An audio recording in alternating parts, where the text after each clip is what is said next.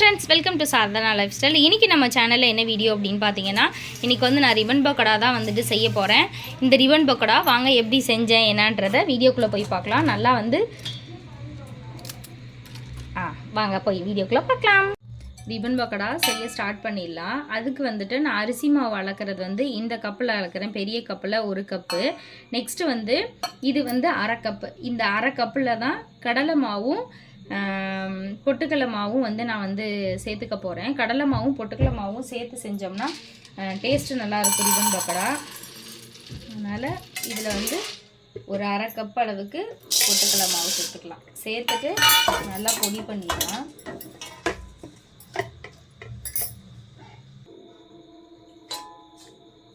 பொட்டுக்கடலை மாவு வந்து அரைச்சாச்சு. இது கூடவே வந்து 1 ஸ்பூன் வந்து மிளகாய் தூள் சேர்த்துக்கிறேன்.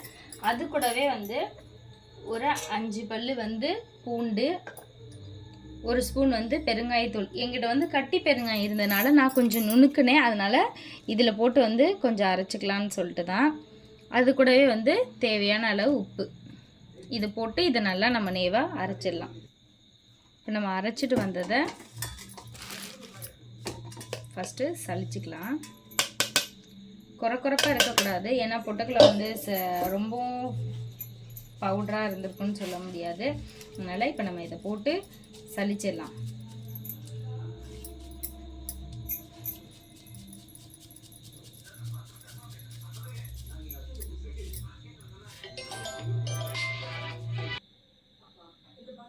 சலிச்சாச்சு. நானும் நம்ம டக்குன்னு கால் பண்ணவும் நான் வந்து போட்டுட்டு போயிட்டேன். பொட்டுக்கலையை சலிச்சதுக்கப்புறம் இது வந்து இந்த கப்பால் 3 கப்பு வரைக்கும் நம்ம வந்து அரிசி மாவு சேர்த்துக்கலாம். 3 கப்பு அரிசி மாவு.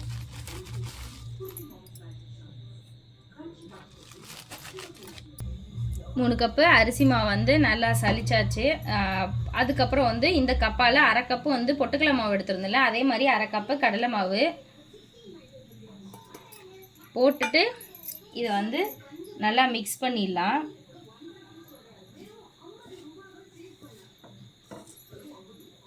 இதுலேயே வந்து நம்ம உப்பும் போட்டு அரைச்சதுனால வேறு எதுவும் வேண்டாம். இதில் போட்டு எல்லாம் நல்லா மிக்ஸ் பண்ணதுக்கப்புறம் இங்கே வந்து எண்ணெய் வந்து நல்லா காய வச்சுருக்கேன். நீங்கள் ஆயிலு நான் வந்து எண்ணெய் எடுத்துக்கிட்டேன். நீங்கள் வந்து நெய் இருந்தாலும் சேர்த்துக்கலாம், பட்டர் இருந்தாலும் சேர்த்துக்கலாம்.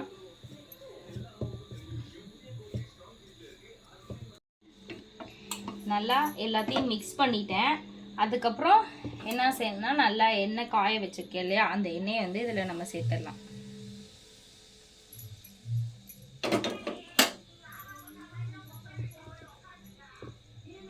சேர்த்துட்டு நல்லா கலந்துக்கலாம். கொஞ்சம் சூடாக இருக்கும் இல்லையா,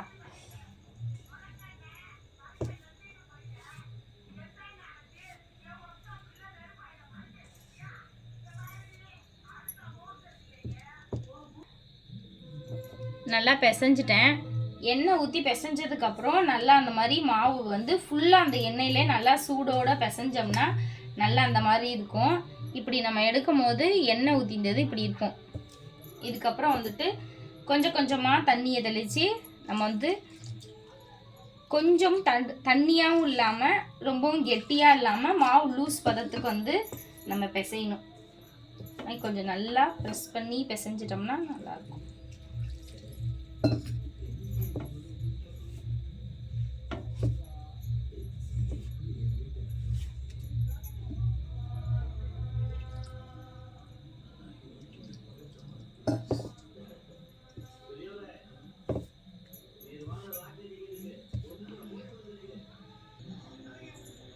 கடையில் வந்து நான் செய்கிற ஆர்வத்தில் வந்து எல்லாம் செஞ்சுட்டேன். ஒன்று போட மறந்துட்டேன்.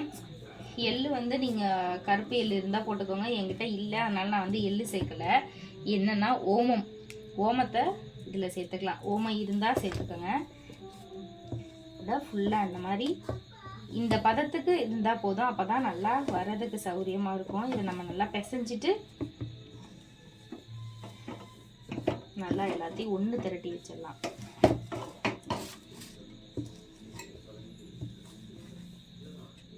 நல்லா வாசனையாக இருக்குது. அந்த ஓமமும் பெருங்காயமும் எப்படா நான் சுடுவேன் அப்படின்னு சொல்லிட்டு இருக்குது.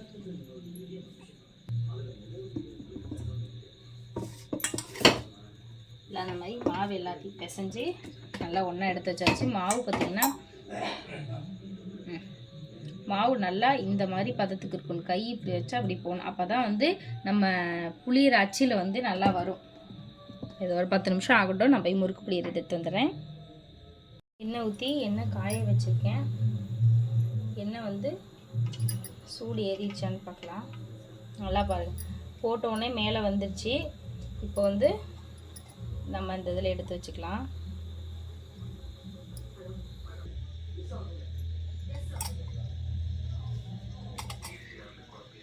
இந்த இதுக்கு தகுந்த மாதிரி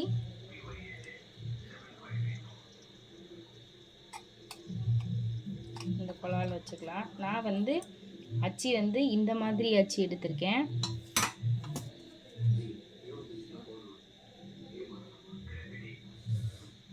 நல்லா இந்த மாதிரி இது ஃபுல்லாக வச்சுட்டு இதை க்ளோஸ் பண்ணிடலாம்.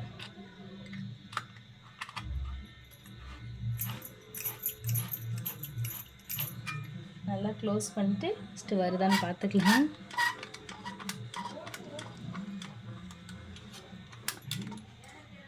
வாவ், தெரியுதா?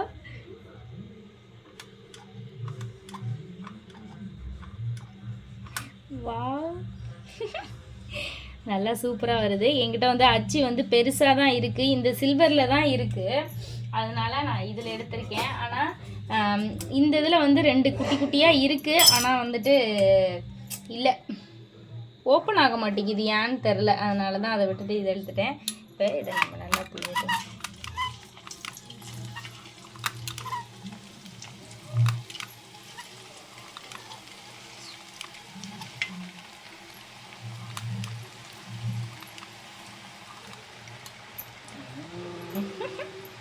நல்லா புளிஞ்சு விட்டாச்சு. இப்போ திரும்பி வந்து நான் இன்னும் கொஞ்சம் மாவு வந்து அதில் போட்டுடலாம். இதிலே வந்துட்டு நான் ரிப்பன் பக்கோடா வேணுங்கிற அளவுக்கு எடுத்துகிட்டு மிக்சர் போடலாமா அப்படின்னு பார்த்துருக்கேன். எனக்கு ரிப்பன் பக்கோடா போடுற ஆர்வமாகவே இருந்துச்சுன்னா நான் ரிப்பன் பக்கோடாவே போட்டு முடிச்சிடுவேன். இப்போ மீதி இருக்க எல்லாத்துலேயும் வந்து நான் இதே மாதிரி போட்டுடலாம். ஃபஸ்ட்டு அது வேகட்டும்.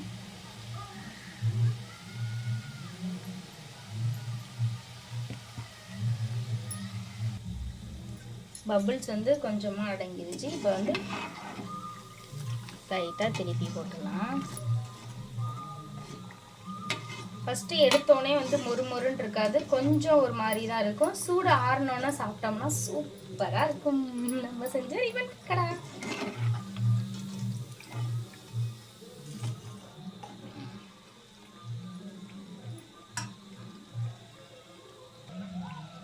நல்லா பபுள்ஸ் எல்லாமே அடங்கிடுச்சு. இப்போ நம்ம எடுத்துடலாம்.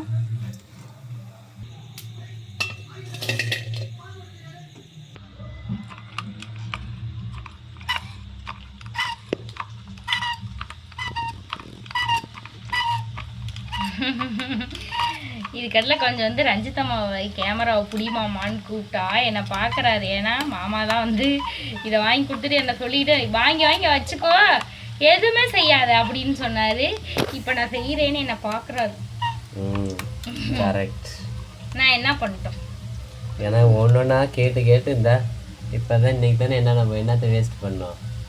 என்ன வேஸ்ட் பண்ணோம்? கேக்குக்கு வாங்கினது எல்லாம் வேஸ்ட் பண்ணியாச்சு, பண்ண முடியாமல் போச்சு.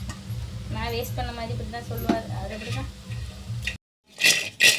நல்லா சூடு ஆறணுன்னா நல்லா மொறுமொறுப்பாக இருக்குது. ஒன்று எடுத்து இப்படி உடச்சி தான் காட்டேன். இல்லை, ஒன்று எடுத்து உடைக்கலாம், நிறைய எடுத்துருப்பேன். நல்லா உடங்க. சூடு ஆறணுன்னு எடுத்தால் தான் உடையும், இல்லைன்னா வந்து சூடு ஆறணுன்னு உடையாது. இதே மாதிரியே நான் மீதி இருக்க எல்லாமே வந்து போட்டு எடுத்துறேன். கேசரி பவுடர் போடாதனால கலர் இப்படி இருக்குது. எல்லா ரிப்பன் பக்கோடாவும் வந்துட்டு செஞ்சு முடிச்சாச்சு. இந்த குண்டானில் எனக்கு வந்து ஒரு குண்டா வந்து ரிப்பன் பக்கோடா வந்து கிடச்சிருக்கு. எப்படி நொறுக்கணும்னா நொறுங்கிரும். நிஜமாலுமே சூப்பராக இருக்குது. நான் வந்து ரொம்ப பர்ஃபெக்டாக வரும் அப்படின்னு நான் நினச்சே பார்க்கல. இந்த தடவை ரொம்பவே பர்ஃபெக்டாக வந்திருக்கு. நல்லா நொறுங்கி உடையுது. இப்போ இது வந்து ஆறணுன்னா நான் வந்து ஒரு வாளியில் போட்டு எடுத்து வச்சுருவேன்.